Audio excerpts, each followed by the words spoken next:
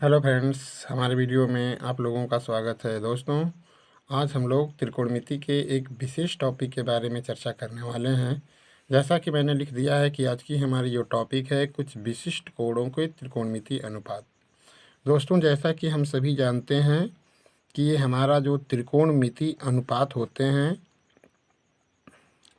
त्रिकोणमिति जो अनुपात होते हैं वो हमें 6 प्राप्त हैं, जिनके नाम हैं क्रमशः sine theta, cos theta, tan theta, cot theta, sec theta और कोसेक थीटा। ये दोस्तों हमारे 6 ठो अनुपात हैं त्रिकोणमितीय। दोस्तों, आज हम इन अनुपातों के कोणों की चर्चा करेंगे। तो आइए दोस्तों, इसकी शुरुआत करते हैं। सबसे पहले आपको ख्याल कर लेना होगा कि ये हमारा आपका साइन है, ये कॉस है, ये टैन है, ये कॉट है, ये सेक है और ये कोसेक है। ठीक है दोस्तों, हम इन अनुपातों का मान 0 अंश, 30 अंश, 45 अंश, 60 अंश और 90 अंश की चर्चा करेंगे। दोस्तों, हमें ये पढ़ना है कि ये जो हमारा साइन होता है, कास होता है, टैन होता है, काट होता है, सेक होता है और कोसेक होता है, इन अनुपातों का जो मान है वह 0 अंश से लेकर 90 अंश तक क्या क्या होते हैं। इस वीडियो में आपको आज ये चीज़ पढ़नी है। दोस्तों, तो चलते हैं, हम एक चार्ट तैयार करते हैं, जिस चार्ट में हमें इन अनुपातों का मान 0 अंश से लेकर 90 अंश तक पता करना है। दोस्तों, इसके अनुपात को ज्ञात करने के लिए आपको एक कल्पना करनी होगी, यानी आपको मान लेना होगा कि माना ये जो साइन है उसका 0, 30, 45, 60 और 90 इनके मानकर हम सबसे पहले इस साइन की चर्चा करेंगे। हमने ये मान रखा है कि 0 अंश का मान अगर हम मान लेते हैं कि साइन 0 अंश का मान 0, 30 अंश का मान 1, 45 अंश का मान 2, 60 अंश का मान 3 और 90 अंश का मान 4 है। ठीक है दोस्तों, तो आपने ये माना है, कल्पना किया है, ये हमारा स्टेप पहला रहा। ऐसा करने के बाद दोस्तों, हम दूसरा स्टेप में क्या करते हैं कि जो भी हमने कल्पना किया है उस सारी चीज़ों में हम 4 से डिवाइड कर देते हैं। सब में 4 से हम क्या करते हैं दोस्तों, भाग कर देते हैं। ठीक है, सॉरी, देखिए यहाँ पे 3 है, ये 3/4 हो गया और यहाँ पे 4/4 हो जाएगा।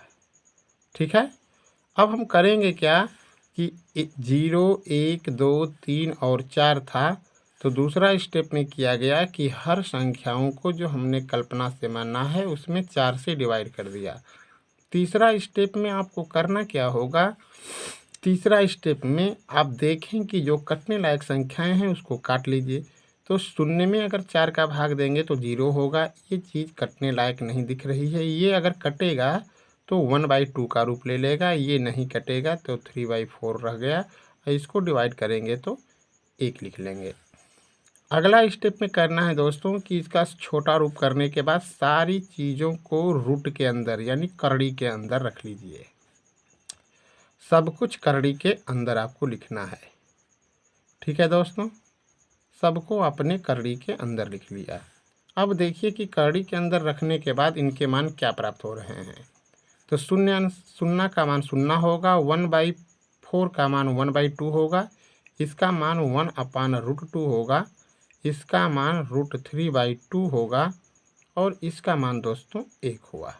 ठीक है, अब ये जो आपके मान प्राप्त हुए, ये पद आपने किसके लिए लेकर लगाया है, साइन के लिए लगाया है।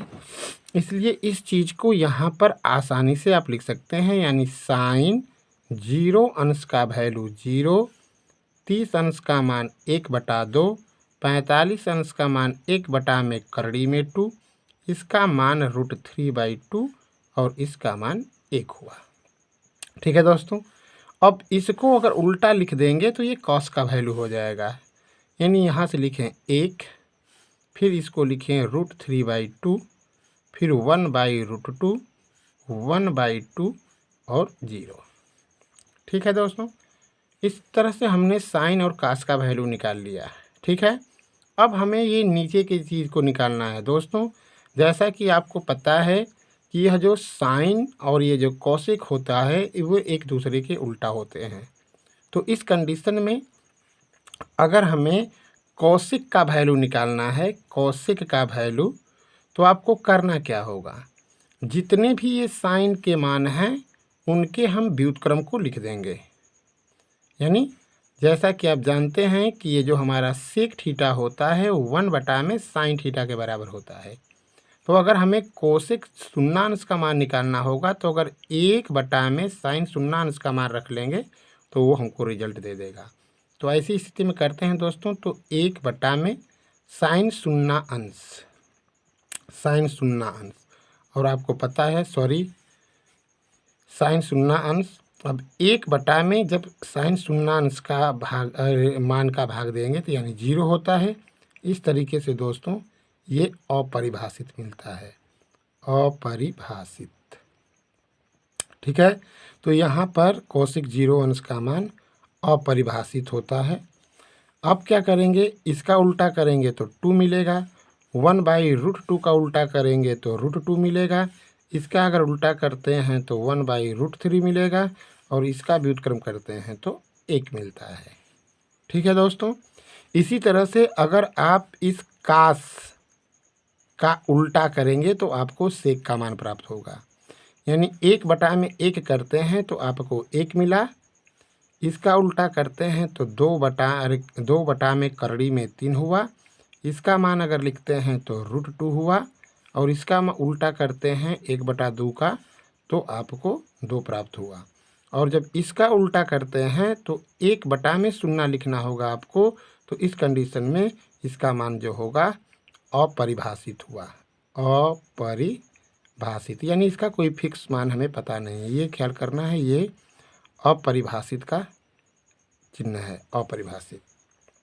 ठीक है दोस्तों, तो आपको ख्याल कर लेना है कि कोसेक का मान हम साइन के पदों के मान से निकाल सकते हैं और सेक का मान 1 में कॉस के मान से निकाल सकते हैं, क्योंकि ये कोसेक साइन का उल्टा और सेक जो होता है कास का उल्टा होता है। अब आते हैं टैन की चर्चा करते हैं। दोस्तों आपको ऑलरेडी बताया गया है कि ये जो टैन थीटा होता है वो साइन थीटा और कास थीटा का अनुपात के बराबर होता है।